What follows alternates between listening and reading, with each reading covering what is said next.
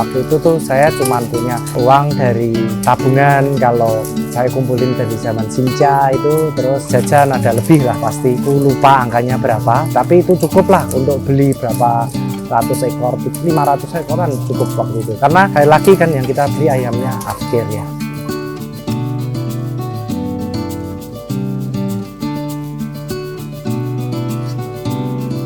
Untuk membangun sebesar ini itu butuh waktu, kita butuh belajar juga, lalu kita juga sudah punya kapital, terus kita juga mencari kepercayaan, jadi ada bank juga yang bantu, tapi kan itu tidak langsung ya, itu butuh waktu.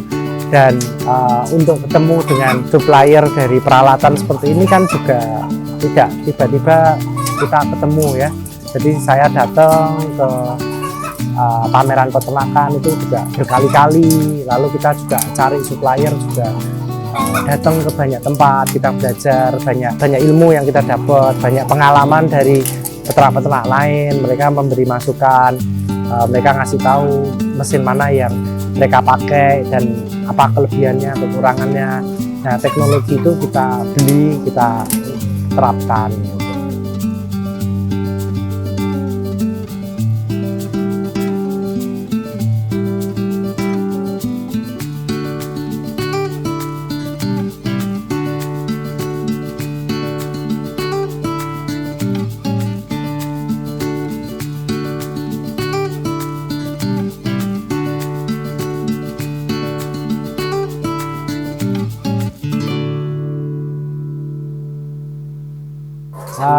Nama saya Giri Buwana, saya pemilik dari Global Buwana Farm, dari ayam layer, jadi ayam yang menghasilkan telur.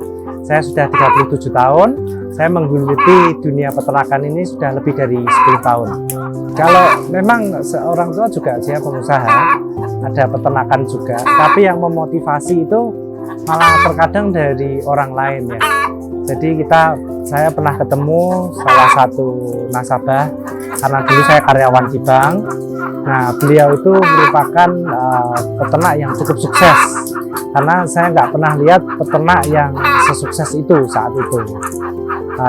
Saat saya melihat usahanya tampak berkembang, terus semakin besar, dan dia menggunakan teknologi terbaru, menggunakan manajemen yang baik, lalu dia juga punya tim yang cukup solid untuk membantu mereka.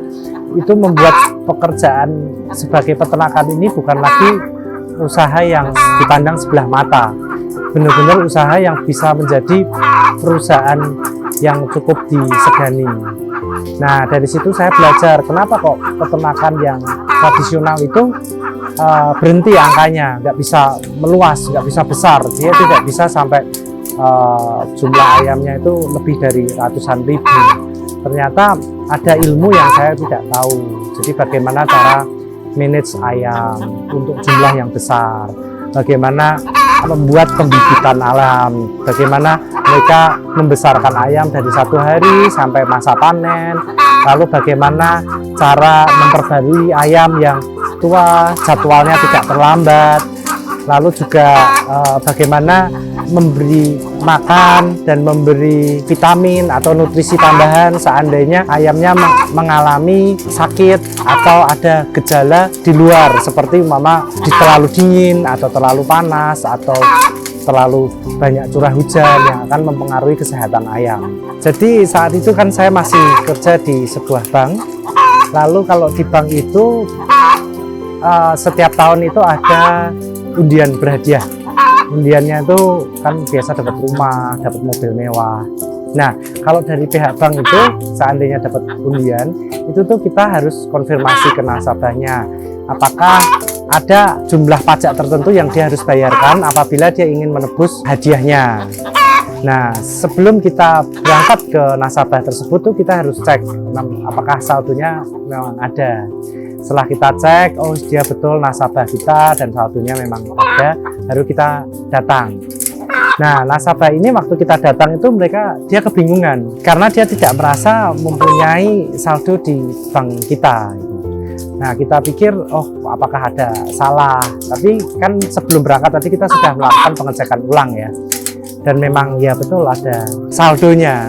tapi nasabah tersebut lupa dan saldonya cukup besar. Nah, karena saya penasaran, saya tanya, usahanya apa ya kok bisa sampai saldo sebesar ini lupa. Nah, dia bilang, oh usahanya ya peternakan. Lalu saya bingung, kok bisa ya peternakan kok sampai sebesar apa, sampai saldonya aja lupa. Nah, waktu saya tanya, dia ternyata punya perusahaan peternakan yang angkanya cukup fantastis. Lalu saya cuma berpikir, wah perlu nih saya belajar, boleh nggak saya datang? Saya tanya, Pak boleh nggak saya datang atau saya bermain ke peternakannya? Nah, dia kasih izin. Nah, saat saya datang ke tempat beliau memang tanahnya cukup luas gitu. Angkanya itu ratusan hektar. Nah, di sana saya berpikir saat itu kalau seandainya uang yang lupa ini aku punya 10%-nya aja, menurut saya itu sudah cukup. Karena waktu itu saya kan masih karyawan, jadi saya pikir saldo segitu sudah cukup besar untuk membuat saya hidup nyaman. Saya berpikir masa 10% pinternya dia aja saya nggak bisa, kan saya juga sekolah, saya bisa baca, bisa tulis, masa 10% aja nggak bisa. Nah, dari situlah saya mulai membulatkan tekad saya untuk masuk di usaha peternakan.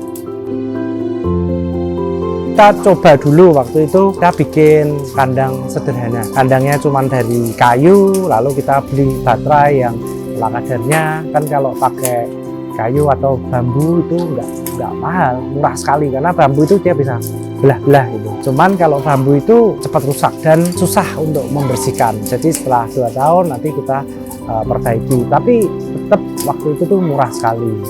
Nah, saat berjalannya proses belajar itu, aku dikasih tahu kenapa nggak kita berubah ke cages.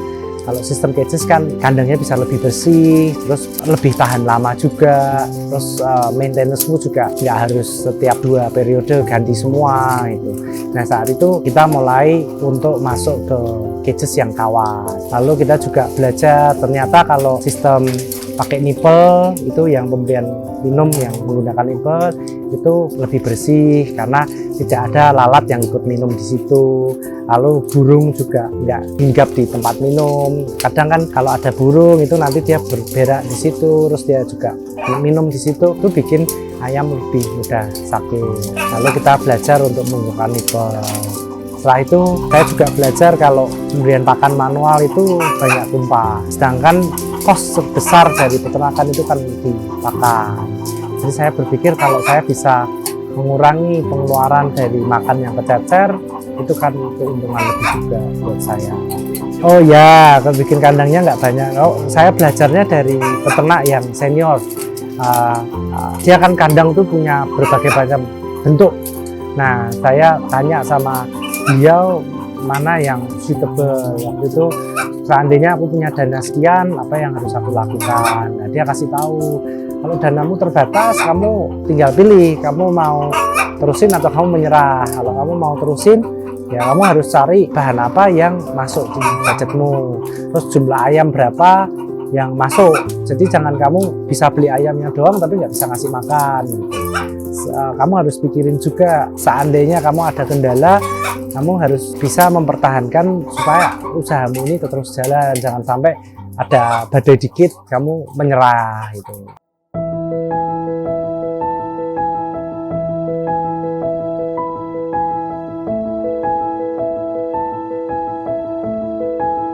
Waktu itu saya udah punya cita-cita tuh dari 2012 itu kita sudah punya cita-cita, tapi baru terlaksana tuh 2014. Nah, untuk membangun kandang kecil itu nggak lama, Pak. Itu kan cuma bulan. Kan karyawan 4 orang aja cuma bikin kandang berapa kali berapa itu selesai cepat. Waktu itu kan kita cuma pakai kayu, pakai bambu, kita beli itu sudah siap gitu loh. Jadi tinggal bikin rumahnya aja. Lalu untuk baterai yang dari bambu itu ada pengrajinnya. Jadi tinggal pasang, itu cepet kok Pak, hitungannya cuma bulan. Dan jangan dipikir terus, wah kita punya gudang, enggak Pak, kan gudangnya itu ala kadarnya Pak. Kita masih pakai kayu juga gitu. Jadi yang penting proses produksi bisa jalan. Karena waktu itu tuh kita mikir gimana caranya kita dapat hasil secepat mungkin. Kalau pulet itu saya awalnya beli, jadi cari peternak yang sudah paham, terus mereka punya pulet. Jadi pulet itu dari umur 1 hari sampai 13 minggu. Nah, saya datang tanya perusahaan yang cukup besar, dia juga kasih kita support pembelajaran. Nanti seandainya ayam ini sudah pindah ke tempat kamu, ini yang kamu lakukan, pemberian pakannya jenis ini, sekian banyak. Kamu kasih penambahan setiap minggu sekian gram. Lalu setelah nanti usia 18 atau 19 saat ayam itu sudah mulai bertelur, kamu harus ganti pakan yang jenis yang lain, dimana proteinnya lebih tinggi, sudah tidak perlu lemak, tapi makanan yang nutrisinya fokus ke hasil telur. Nah, itu kita belajar ya. Jadi peternak yang kita tanya tuh benar-benar dia sudah tahu, dan dia juga ngasih tahu ke saya kenapa usianya harus 13, kenapa kok nggak 10 minggu, kan lebih murah kalau 10 minggu. Oh iya, kalau 10 minggu itu lebih murah, tapi saat nanti proses transportasi dari kandang dia ke kandang saya, karena ayam ini masih kecil di bawah 1 kilo, itu nanti mudah mati, ataupun dia mudah stres juga. Nanti kalau stres dia nggak mau makan, kalau nggak mau makan nanti ayammu pertumbuhannya terganjal.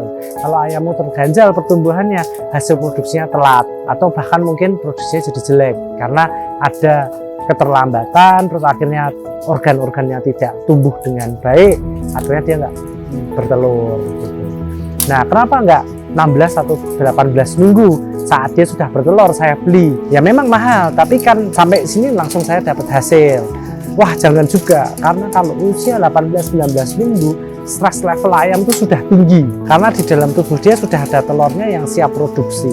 Kalau kamu pindah lalu nanti panas, lalu dia harus beradaptasi dengan kandang yang baru, itu stres lagi, malah dia bukannya cepat bertelur, malah dia sakit. Kalau sakit kamu harus ngobatin dulu ya, kalau diobatin langsung sembuh, biasanya proses recovery itu lebih panjang.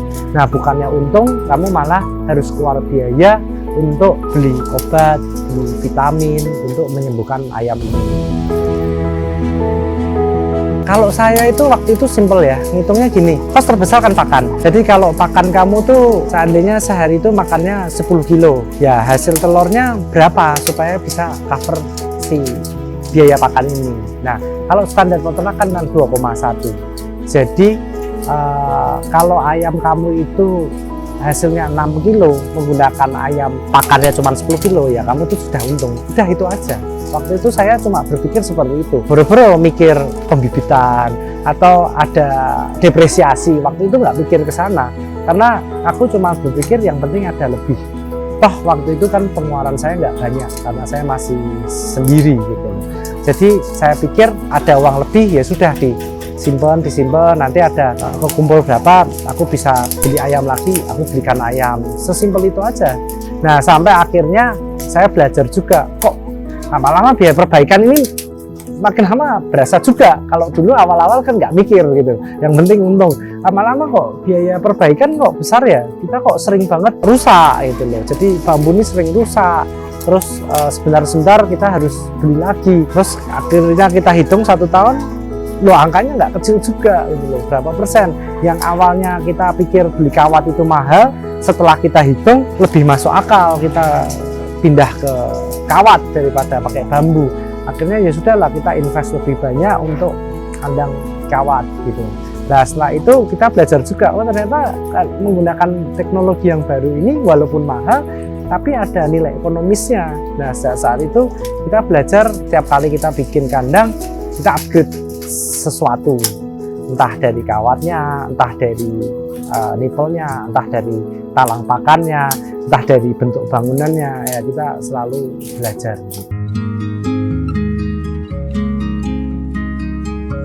Orang hebat itu nggak pernah merasa tersaingi, Pak. Orang hebat itu nggak pernah mereka takut, oh kamu nanti akan lebih hebat. Nggak pernah, Pak.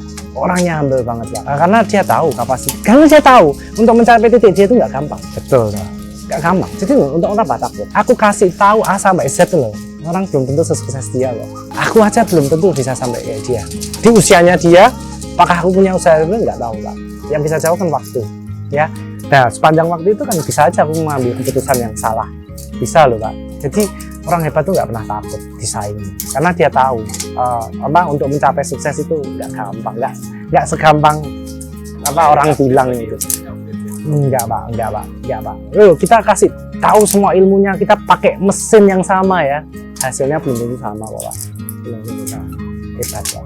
Ya, waktu itu sempat ada lah omongan seperti itu kan enak di bank AC, adem, nyaman, orang respect sama lu, terus kamu harus ngangkut pakan sendiri, kadang kotoran ini aku harus ambil sendiri, karena kalau saya nggak ngasih contoh ya susah nyuruh orang lain ya. Jadi ya kita manggil kotoran gitu loh, ya bau, ya dekil, ya hitam. Cuman kan goalnya nggak di situ.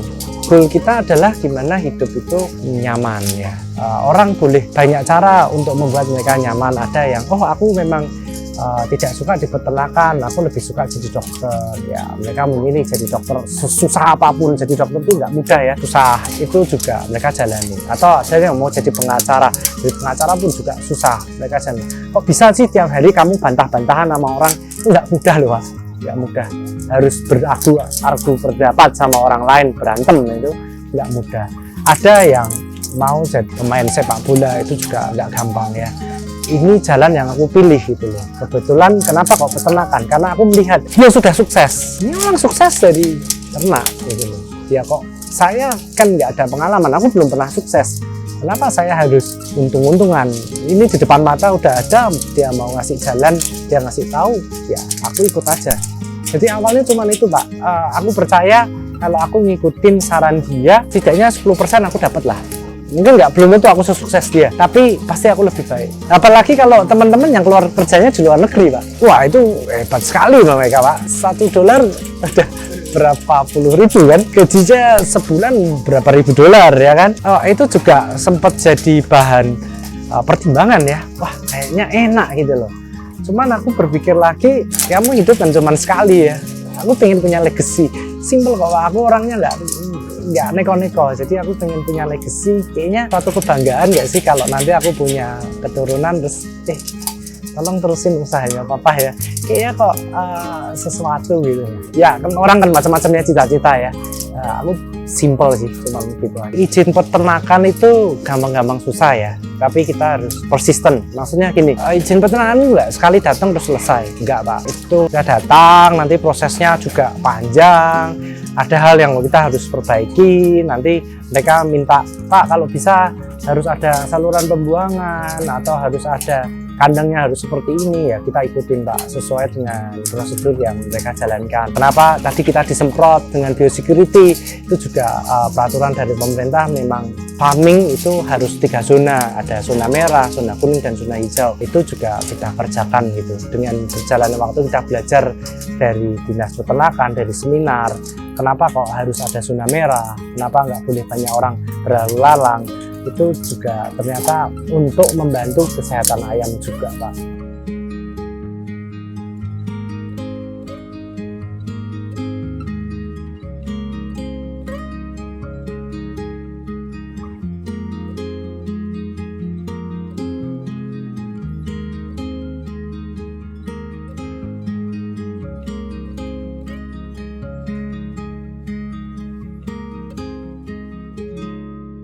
Kalau untuk saya itu yang penting jangan pernah menyerah ya. Maksudnya gini, usaha peternakan itu nggak mudah. Pasti ada sewaktu-waktu di mana mengharuskan kita untuk bekerja ekstra. Contohnya saat kamu pengiriman telur. Dulu awal-awal tuh saya masih ngirim telur sendiri. Nah kalau lebaran itu karyawan pasti libur. Ya itu hak mereka karena mereka mau lebaran.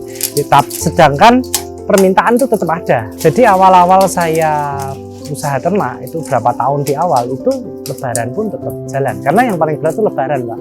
Kalau Natal, tahun baru itu orang masih mau kerja, tapi kalau lebaran itu beda cerita. Nah saat itu saya pernah juga lebaran kita harus ngirim di siang hari karena paginya biasa pasar itu tutup karena ada sholat id ya. Saya ngirim ke satu pasar karena masa lebaran itu, jadi truk pengangkut sampah juga libur Pak. Jadi akhirnya sampah itu tuh bertebaran di area parkir gitu. Saya harus ngirim. Kebetulan saya ngirim sendiri karena nggak ada karyawan dan jumlah ayamnya waktu itu nggak banyak, jadi kirimannya nggak banyak juga. Nah saat saya ngirim itu tuh ada cerita lucu. Saya tuh pakai sandal jepit karena banyak sampah. Waktu saya proses ngangkut dari mobil ke warung itu, sandal saya tuh putus. Nah, yang bikin lucu adalah sampah itu tuh kalau namanya pasar becek itu sampah kan banyak sampah organik. Itu tuh keluar cacing ya. Nah, itu tuh wah itu banyak. Sedangkan sandal saya tuh putus gitu. Kan harus dikirim. Ya mau nggak mau udah ya lepas sandal tetap harus kirim karena malu juga kan, masa aku harus jijik-jijik kan ya. Ya aku sambil ya udah diinjek aja udah itu. Wah itu pulang dari kirim ke apotek cari itu Pak obat cacing. Takut ada cacing yang masuk. Ya itu kita kerjain juga apa mau nggak mau gitu. Itu namanya juga proses usaha ya.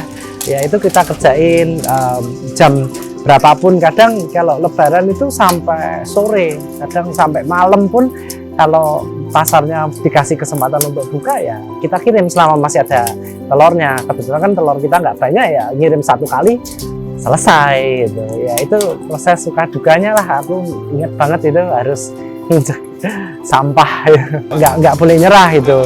Terus ada juga kita waktu itu awal-awal juga dibawa kabur uang juga, itu berat banget rasanya, sakit hati kayak aduh kita ngumpulin uang 100.000 200.000 susah, sekali hilang jutaan, itu juga pukulan ya. Cuman kalau aku menyerah, aku inget-inget lagi masa perjuangan pertama kali, lalu aku juga inget karyawan yang udah ikut bantu saya itu. Kalau saya menyerah terus mereka gimana itu juga yang membuat saya bertahan waktu COVID itu berat sekali, Bang. Berat banget ya. Waktu itu aku pikir kalau orang tua saya juga ngasih tahu, kamu harus pertahanin gimana caranya kita nanti jual aset apa, yang penting karyawan itu tetap kerja. Karena waktu kita nyaman kan ada mereka. Cuma kalau nggak nyaman terus kamu gampang banget PHK kan juga. Jangan kayak gitulah, karena cari karyawan yang baik itu susah banget. Wah sampai sekarang masih Pak. Banyak. Aku cukup bangga sama mereka Pak. Bangga banget gitu. Mereka tahu lah dari kandang kita cuma 1, 2, 3 tahun. Oh bisa Pak, nanti kalau mau bisa hubungin, kita ada Instagram juga. Di Instagram itu kita ada nomor telepon yang bisa dihubungi Pak. Selama kita masih bisa memfasilitasi telurnya ada, kita bantu. Oh jangan lupa subscribe ke channel Halo Bos ya, terus ring bellnya juga. Terima kasih.